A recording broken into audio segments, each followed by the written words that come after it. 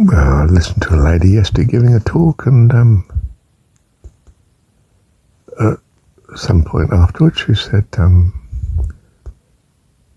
that's right, in fact, before the talk she said, I think it was before, that she'd is following my recordings that I publish. And she referred to them as musings.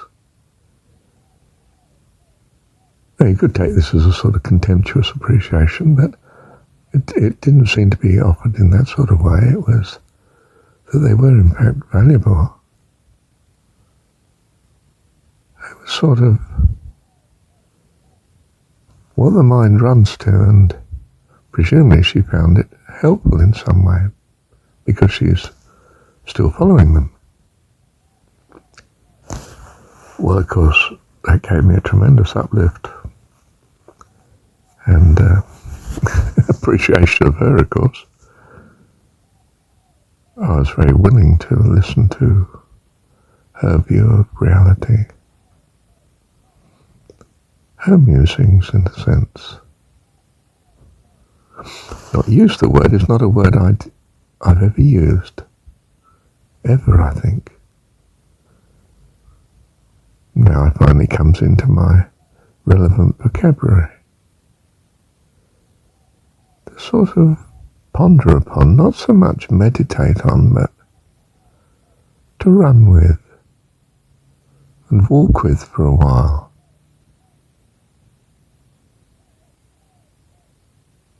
This is companionship, isn't it? To be with someone for a while and share.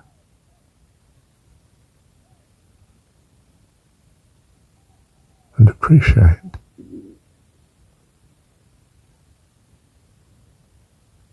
And dare I say, be enriched by having known them. Do you realize this is what we understand by communion? To know someone that's different to yourself, and yet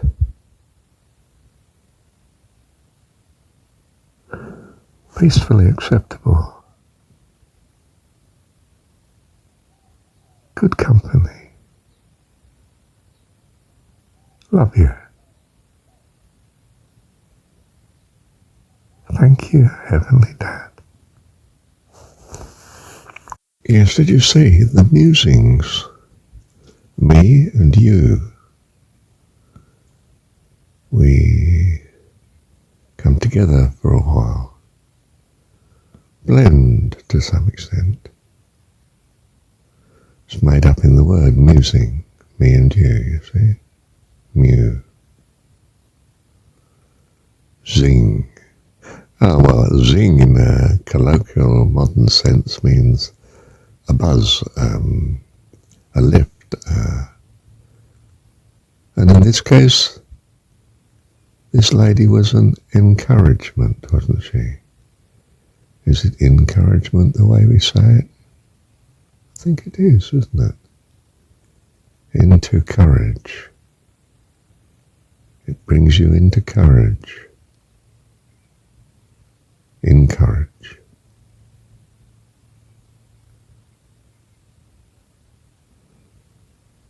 What a blessing. Gives you the determination, the hope, the anticipation of success, glory. I've glorified thee on the earth. I've finished the work which thou gavest me to do. Wow.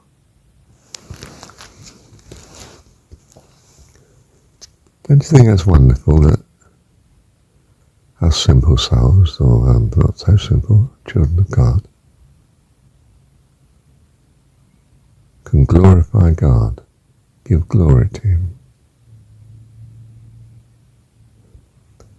Our way of saying we love Him, of course, but the saying of that we love Him, the wanting to say that we love Him,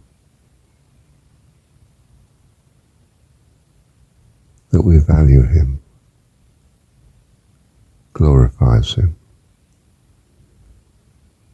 I think it means makes you glow with light, glow, awe, awesomeness. Glowing the awesomeness of Ra, God, Ra, and E, something God adds to make it eternal. That's what being sent is.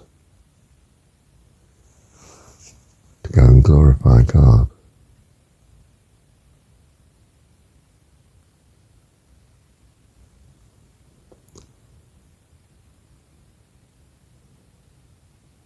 You could say it flows through us to other people, but you could also say it flows through us to God. You see, they start to think well of God.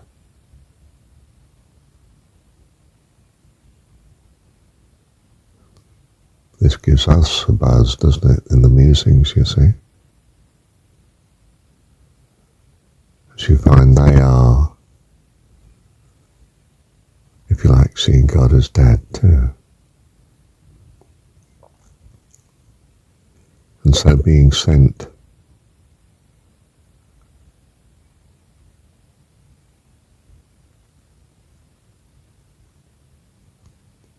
generates in us life.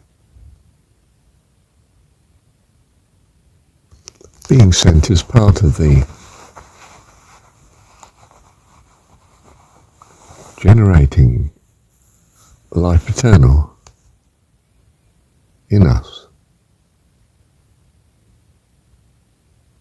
in the way that we are focused on God, of course, bringing God to others. We're creating as he creates. We are experiencing the being of God. I mean in a lovely way. I don't mean in a stealing the glory way. I mean in a way of, which is what a guru does if you're not careful, or a pastor, or the healing minister, you know, who's in great danger of stealing the glory, the way he does things. But we just muse with and encourage and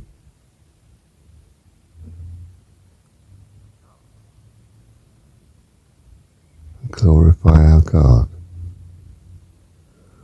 I don't mean in some ostentatious humility way of I'm not the healer, God is, you know. And then, you know, I'm just merely the vessel, and that artificial artificial devaluing of oneself.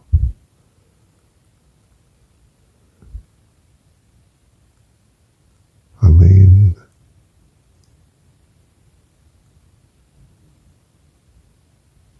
to give joy to God in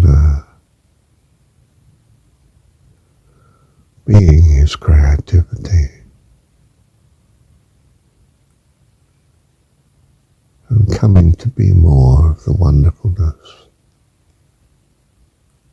of his self. Each of his children in a trillion different ways, emphasizing or personifying rather a particular view of him as who we are, children of God growing into wonderful heavenly beings with God. Absolute joy to him and to all the heavenly hosts, as they are to us. Love you, Heavenly Dad. Thank you, Dad.